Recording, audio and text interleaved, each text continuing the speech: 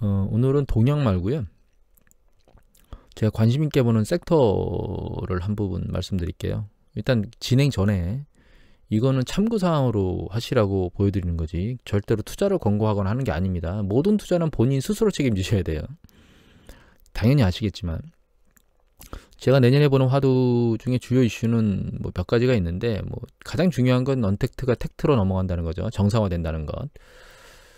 이제 그거 말고 중국향에 대한 생각을 좀 하고 있는데요.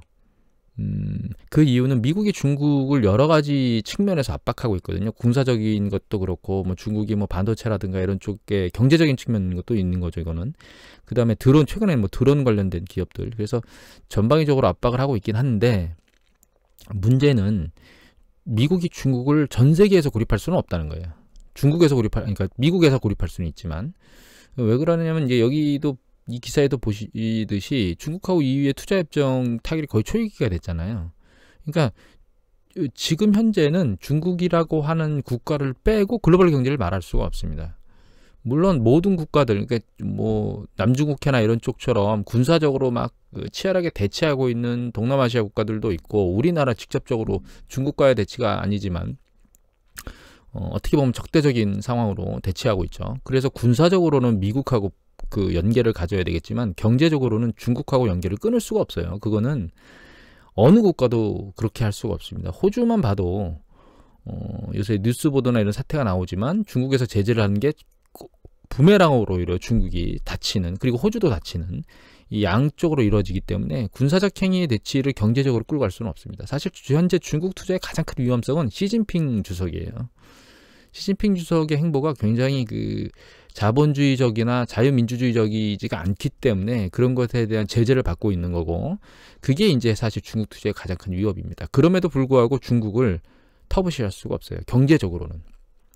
근데 좋은 거는 미국이 일방적으로 중국을 이렇게 밀어 제끼니까 중국이 다른 국가들, 미국을 제외한 다른 국가들하고 어떤 형태로든 손을 잡고 뭔가 친분 관계를 유지하려고 애를 쓰고 있다는 점이에요. 그런 점에서 놓고 보면 우리나라의 한한령도 조금씩 풀려가고 있는데, 이제 2016년 사드 배치 이후부터 계속 제대로 된 그 한한령 풀림이 없었죠. 그런데 요번에는 풀릴 거다라는 생각을 하고 있는 겁니다. 최근에 이제 김수현 씨 같은 경우가 한한령인데 쇼핑 방송에 잠깐 등장했다거나, 혹은 우리 에이스토리라고 하는 그 회사가 있는데 이거 드라마 만드는 중소기업이거든요. 근데 여기는 어디냐면 이 킹덤을 만드는 회사가 여기입니다. 넷플릭스에서 엄청나게 히트를 친 킹덤을 만드는 회사가 이 에이스토리입니다. 그런데 이 에이스토리에서 지리산을 자체로 만들어 가지고 이제 곧 만들어질 건데, 만들고 나서 이제 중국의 아이키위라고 하는 이 회사에 그 한국하고 중국을 제외한 다른 국가들의 이 방영권을 판매했어요. 282억에. 방영 되든 안 되든 상관없이 판매된 거거든요. 그리고 또 한 가지는 이제 컴투스라고 하는 게임 회사가 있습니다. 그런데 우리나라, 그러니까 외국에 있는 게임 회사가 중국에서 자기가 만든 게임 소프트웨어를 판매를 하려면 라이센스를 받아야 돼요. 판호 발급. 근데 이거를 이 컴투스가 받았습니다. 그러니까 이거 무슨 얘기냐면 중국이 우리나라 쪽에서 한한령으로 계속 무엇인가 막고 있었던 것이 조금씩 열리고 있다는 뜻입니다. 그리고 최근에 BTS 때문에 막 서로 논쟁이 심했었잖아요. 그럼에도 불구하고 중국의 모 방송국에서 BTS의 다이너마이트가 방송됐다는 보도도 나왔었습니다. 이런 여러 가지 이슈 때문에 조금씩 그 중국으로 우리나라 쪽에서 뭔가 들어갈 수 있는 여건이 나아지고 있는 게 아닌가라는 생각을 하고 있습니다. 근데 이거하고 지금 요 중국향 쪽에 이거와 관련해서 보고 있는 게 제가 사실 엔터 쪽입니다. 엔터 쪽인데 이거 하나투자증권의 애널 리포트인데요. 산업보고서입니다. 여기 잘 보시면 이 중에 제가 보여드리고 싶은 거는 엔터테인먼트 영역 중에서 이 컨텐츠 쪽입니다. 컨텐츠 쪽인데 이걸 왜 보냐면 지금 현재 그 우리가 OTT라고 해가지고 막 그 드라마나 뭐 아니면 뭐 하여튼 드라마든 뭐든 하여튼 우리가 일반 TV 방송이나 이렇게 쳐다보는 거 말고 뭐 여기저기 돌아다니면서 핸드폰이든 스마트폰이든 TV든 여러 곳에서 자유롭게 보는 방송을 볼 수 있는, 컨텐츠를 볼 수 있는 그런 OTT가 많이 있는데, 국내에도 뭐 네이버, 카카오, 웨이브라고 하는 건 SK텔레콤이 아마 방송 3사하고 만든 걸로 제가 알고 있는데, 그거 말고도 뭐 이번에 그 쿠팡에서도 OTT를 만들었죠. 그리고 해외에서도 많습니다. 해외는 보면 뭐 여기 보시면 뭐 애플 TV도 있고, 여기는 없네요. 애플 TV, 훅, 디즈니도 이제 OTT를 이제 계속 만들었죠, 이번에. 텐센트, 뭐 아이치, 넷플릭스. 우리가 알고 있는 넷플릭스 이외에도 굉장히 많은 OTT 회사들이 있는데 언택 때문에 넷플릭스가 날아갔습니다. 근데 이 생각을 한번 해봐야 돼요. 이런 OTT 회사들이 예를 들면 좀 전에 말씀드린 웨이브 같은 경우에는 방송 3사에서 여러 가지 컨텐츠를 만들어내고 있기 때문에 그 컨텐츠를 갖다 방영을 하면 되거든요. 근데 넷플릭스는 어디서 컨텐츠를 만들죠? 그 쿠팡은 어디서 컨텐츠? 쿠팡 스스로가 뭔가 드라마 제작자를 그러니까 드라마 제작소나 이런 것들을 회사를 차려가지고 만드나요? 아니거든요. 디즈니 플러스 같은 경우에는 자기 자체적으로 가지고 있는 지적 자산이 엄청나게 많기 때문에 그걸 자기 방송에다 막 그 내보내면 돼요. 근데 그렇지 않은 OTT들이 있다는 겁니다.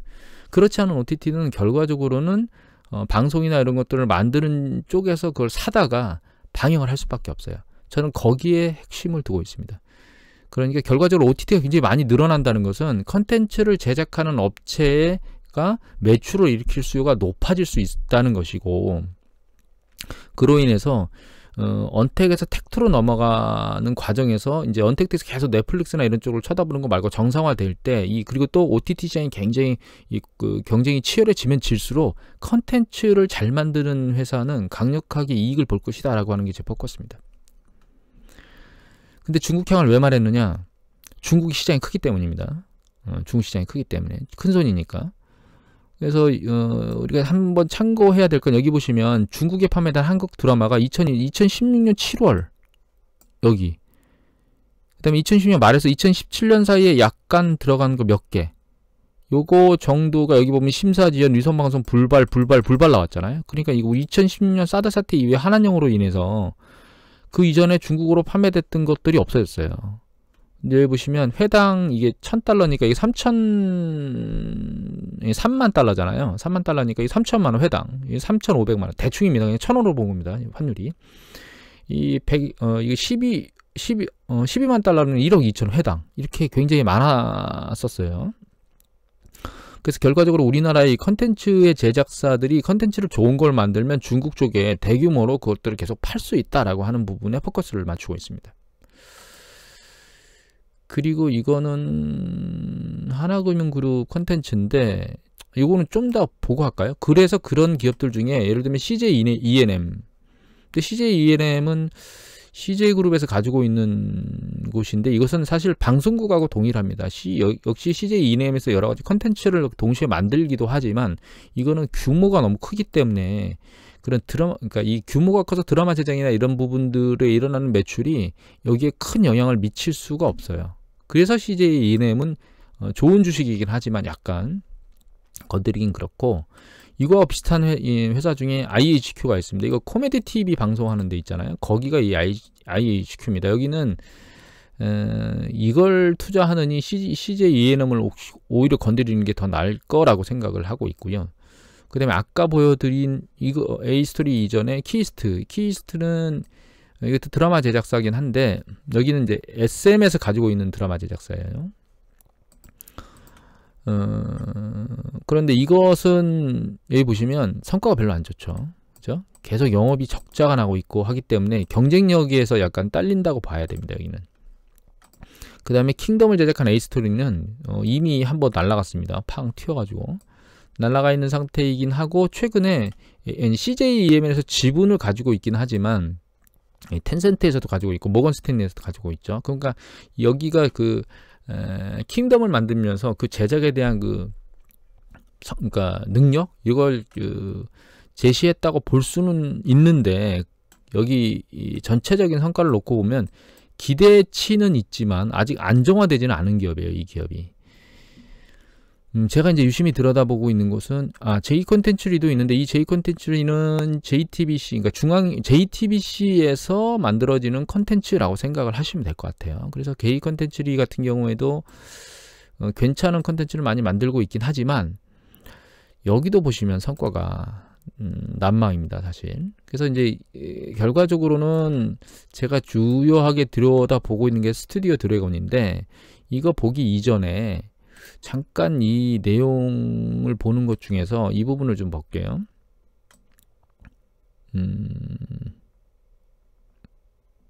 잠시만요. 네, 찾았습니다. 우리가 그 컨텐츠를 제작하는 제작사의 수익 모델이 이 세 가지로 나눠져 있는데, 이거는 방송사에서 외주 제작을 하는 쪽이에요.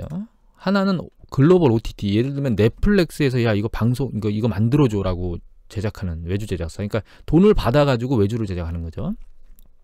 그다음에 IP 플러스 캡티브라고 하는 건 뭐냐면 자기가 만든 컨텐츠를 누군가 방송해줄 곳이 있어요. 그러면서 지적 저작권도 자기네들이 가져요. 그러니까 지적 저작권을 가지고 있다는 얘기는 이 방송사 말고 다른 쪽에도 방송할 수 있도록 이렇게 팔 수 있다는 거죠. 판권을 보유하는 거죠. 그래서 이 중에 가장 좋은 거를 저는 보고 있는 건 사실 이쪽입니다. IP 캡티브. 이 IP가 있으면 중국 쪽에다가 지금 한한령 때문에 막혀있던 그 매출이 폭발적으로 일어날 수 있다라고 보고 있는 거예요, 사실. 그리고 글로벌 OTT 중에 여기 보면 이제 A스토리 같은 경우가 저걸 만든 킹덤을 만들 때 제작비하고 플러스 알파로 얼마, 그러니까 제가 대충 읽기로는 10에서 20%의 안정적으로 이익을 보장해주고 만드는 거거든요. 근데 최근에 에이스토리가 독립을 해서 그 지리산이나 이런 걸 만들었습니다. 자기가 IP를 가지면서. 근데 그거는 이제 위험성을 가지고 있는 게, 기계 만약에 제대로 안 만들어지면 제작된 이후에 판권이 많이 팔리진 않겠죠. 그래서 위험성을 안고 있긴 해요. 그래서 이 중에 이제 쭉 보면 이 글로벌 OTT 쪽에서 그 한국 방송사에서 외주 제작하는 사람들은 이게 제작비가 굉장히 취약하답니다. 여기 보시면 여기서 만들면 그 방송에서 방송을 해주는데 그 편성할 때 70-80%를 얻고 나머지는 협찬으로 20-30%를 얻고 추가 부가 수익을 하기 때문에 여기는 마진율이 거의 약박해요. 근데 해외 OTT 같은 경우에는 제작 원가 100% 주고 거기다 최소 15%의 안전 마진을 보장하니까 외주 제작사가 굉장히 안정적으로 이익을 낼 수 있죠. 잘 만들기만 하면 계속 이익을 낼 수 있다는 뜻이에요. 그래서 실제로는 이제 이 한국 방송사의 외주 제작자가 가장 안 좋은 투자처고, 그 다음에 이제 글로벌 OTT 외주 제작사가 그나마 낫고, 그 다음에 이제 IP 플러스 캡티브가 가장 좋은 패턴으로 보고 있는 거예요. 그런데 이 관점에서 스튜디오 드래곤을 계속 쳐다보고 있는 이유는, 스튜디오 드래곤은 여기 보시면 일정적으로 보시면 계속 성과들이 나고 있죠. 그 다음에 스튜디오 드래곤을 포함하고 있는 기업이 이 CJ E&M이에요. 이게 여러 개의 방송국을 소유하고 있잖아요. 그러니까 이건 무슨 이야기냐면 CJ E&M, 그러니까 스튜디오 드래곤이 뭔가를 제작하게 되면 자기가 IP 판권을, 그러니까 저작권을 가지고 있는 상태에서 방송을 그냥 해줄 수 있는 곳이 있다는 뜻입니다. 무조건. 그 방송을 통해서 이익을 낼 수도 있고, 그 판권을 가지고 또 외부나 이런 쪽에 팔 수 있는데, 한한령이 맡겼던 중국 쪽에 있는 애들이 열려서 이쪽에서 판권을 많이 사게 되면, 기존에 이제 과거에 만들어졌던, 그러면 그게 추가적인 매출로 계속 나올 수 있기 때문에 폭발적으로 매출이 올라갈 수 있다라고 현재 보고 있어요. 또 한 가지 제가 보여드릴 건 이 부분인데, 여기 보시면 이거 보기 이전에 요걸 먼저 볼까요? 잠시만요. 제가 보여드릴 곳 찾았는데, 이게 지금 미국하고 중국하고 동남아에 그 K컬처의 힘이 있다는 걸 보여주는 자료인데, 여기 보면 넷플릭스의 월드 랭킹에 보면, 이게 스타트업, 그러니까 한국의 코미디물 스타트업이라고 하는 게 상위 랭킹, 글로벌 랭킹의 7위에 랭크되어 있고, 특히 동남아시아 같은 경우는 여기 보시면 홍콩, 타일랜드, 말레이시아, 베트남에 이 한국의 여러 가지 장르의 물들이 랭킹 상단에 막 배치되어 있는 걸 볼 수 있잖아요. 즉 한국 컨텐츠가 그만큼 능력을 가지고 있다는 뜻입니다. 그래서 결과적으로 해외에서 여기 보시면 이제 넷플릭스에서 한국 오리지널 드라마의 투자 추이가 보시면 계속 투자가 늘어나고 있죠. 여기 보시면 이게 17년에 한 건, 19년, 20년, 21년 이렇게 20년은 아직 되지도 않았는데, 그죠? 한참 남은데도 이렇게 여기 보시면 그거 이외에 또 비드라마 투자도 점점 늘어나고 있어요.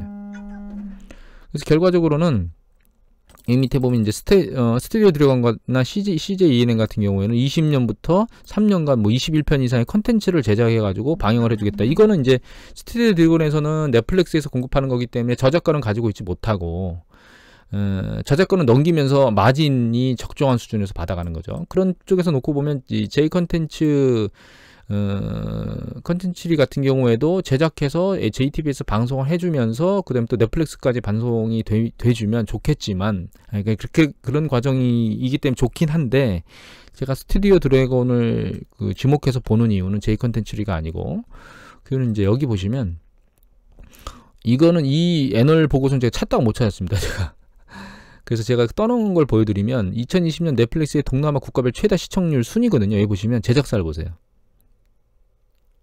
말레이시아, 대만, 태국, 홍콩, 베트남, 필리핀이거든요. 여기 보시면 스튜디오 드래곤으로 도배를 했죠. 지금 보시면. 아이고, 딴 걸 눌렀네요. 죄송합니다. 여기 보시면 스튜디오 드래곤으로 다 도배를 했죠. 동남아시아 지역이. 그러니까 결과적으로는 우리가 이 생각을 하셔야 되거든요. 컨텐츠의 가장 강력한 파워를 가지고 있는 애가 스튜디오 드래곤이라는 거예요. 근데 스튜디오 드래곤은 앞에서 보였듯 자기네가 뭔가를 만들면 방송을 해줄 수 있는 방송국도 보유하고 있고, 그러니까 방송국이 뒤에 딱 버티고 있고, JTBC로, JTBC나 그 CJ ENM의 여러 가지 방송국 있죠. 그쪽에서 버티고 있고, 그리고 그 IP 저작권을 가지고 중국 쪽에서 뭔가 열리면 중국 쪽으로도 판권이 가능하고, 그 다음에 동남아시아 지역에도 그 드라마 쪽으로 판매가 가능한데, 중국이 넷플릭스가 아직 동남아 시장의 OTT 시장이 서구하고는 다르게 성장하고 있는 과정에 있기 때문에 이 아이치가 그쪽으로 진출을 하려고 하고 있는데, 여기서 동남아 시장 지역에 있는 동남아 시장의 그 파워, 드라마 파워나 그 컨텐츠 파워가 있는 그 스튜디오 드래곤 쪽에 있는 것들에서 판권을 사다가 이 동남아 쪽으로 방송을 할 가능성이 높다는 거예요. 결과적으로 중국향이 열리면 이 아이치가 스튜디오 드래곤 쪽에서 뭔가를 받아서 그쪽으로 매출을 동남아 쪽으로도 매출을 일으켜 줄 수도 있고, 또 중국향으로도 매출이 일어날 수도 있고, 이런 것들이 커지기 때문에 OTT 시장이 경쟁이 치열해지는 것이 OTT 시장한테는 나쁘지만, 드라마를 그 경쟁력을 가지고 있는 컨텐츠를 제작하는 제작사한테는 굉장히 호재다라고 생각하고 있어서 들여다보는 섹터입니다. 특히 스튜디오 드래곤을 들여다보고 있고, 결과적으로 이 스튜디오 드래곤이나 이런 것들이 성과를 내려면 하늘령이 풀려야 되거든요. 그게 이제 가장 중요한 이슈라고 좀 보고 있어요. 근데 이게 이제 시진핑 주석이 국내에 그 내한했을 때 어떤 상황으로 결과가 만들어지느냐에 따라 이제 기대감으로 끝날 것이냐, 아니면 기대감이 실제로 반영돼 가지고 하나님이 완전히 풀릴 것이냐가 최종적으로 뭔가 성과를 폭발적으로 낼 수 있느냐 없느냐에 대한 기준점이 아닐까, 이런 생각을 하면서 유심히 들여다보고 있습니다. 제가 말씀드린 의견 이외에 여러 가지 요건들을 보시고 투자를 결정하시면 될 것 같고요. 한 가지를 더 보면, 최근 보시면 이 스튜디오 드래곤의 그 가치 배수 움직임이 아직은 굉장히 뜨거워지지 않은 상황이에요. 과거 대비. 그래서 조심스럽게 접근을 하면 크게 문제는 없지 않을까라고 생각은 하고 있는데, 얘가 들썩들썩 하고 있는 게 아닌가라는 최근 움직임을 보면 그런 생각을 하게 됩니다. 사실은 일봉을 보면 조금씩 들렸거든요 지금. 그래서 들리는 움직임들 보이는데, 장기적으로 놓고 보면 사실 과거 고점까지는 못 간 상태고, 하지만 최근 상황은 약간씩 들리고 있어서 이런 부분들이 한번 튀기 시작하면 조금 배수가 높아지지 않을까라는 생각을 해서 조심스럽게 들여다보고 있는 주식입니다. 여러분들 개인적으로 투자 판단이나 이런 것들을 하실 때 참고사항으로 제 의견을 사용하시면 될 것 같아요. 오늘 이것으로 마치도록 하겠습니다.